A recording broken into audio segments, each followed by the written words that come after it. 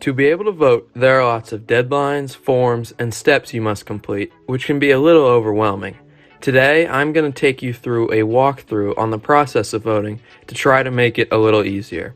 The first step in this journey is registering to vote. You can register online, by mail, in person at the county registration office, or at different government agencies like PennDOT. No matter which option you choose, you will be required to fill out a voter registration form. This form will ask you questions about your personal information.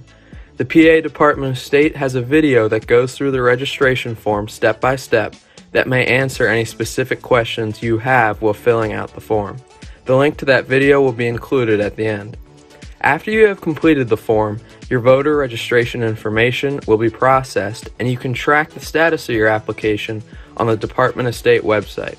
Eventually, your voter registration application will be approved and then you should be sent a voter registration card in the mail. The next step in your journey is determining how you are going to vote, and each way, mail-in, in-person, and absentee, requires that you do some planning beforehand. If you would like to vote in person, you want to make sure you know where your polling place is, which can be found using a PA Department of State tool. You then might want to consider watching a video on how your county's voting machine works, which can also be found on the Department of State website. If you would like to vote by mail-in ballot, there are two options for you. You can request a mail-in ballot on your voter registration form, or there is a separate mail-in ballot request form that can be done online, in person, or through the mail. If you would like to vote through an absentee ballot, know that many of the procedures are the same as mail-in ballots. The only difference with absentee ballots is that the request form requires you to list a reason for your absence. Now that you've registered to vote and picked your method of voting, you'll want to do some research on the candidates you'll be voting for. The League of Women Voters recommends using vote411.org to find nonpartisan information on candidates. Now we've reached the step when you will actually vote.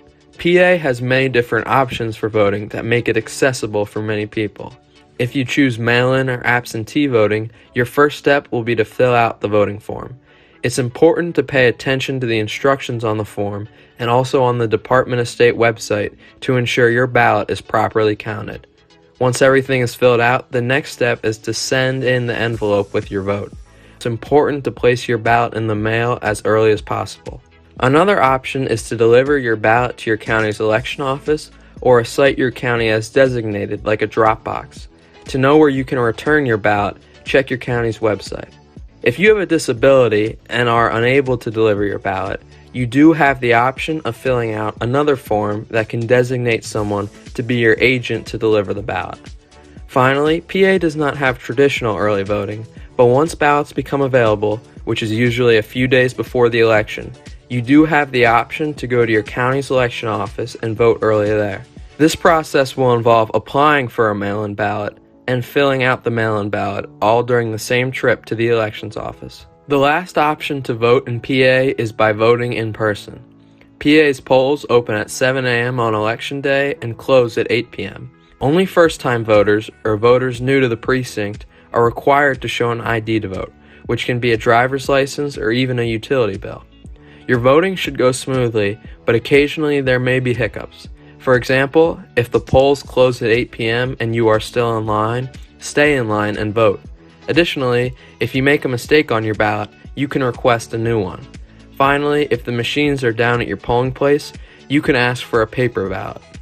If you have a disability, you are allowed to bring a person to the polls that can assist you while you vote. If this is your first time bringing a person to help you vote, you will be required to fill out a form stating your need for assistance.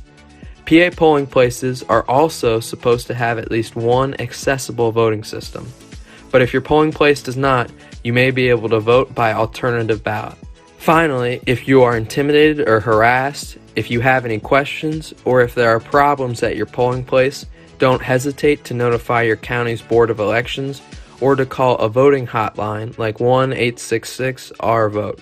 And that is the process of voting. This journey does involve more than a few steps and forms, so if you have any more questions, don't hesitate to use resources on the League of Women Voters and the PA Department of State's websites. Thank you, and remember to vote in the upcoming election.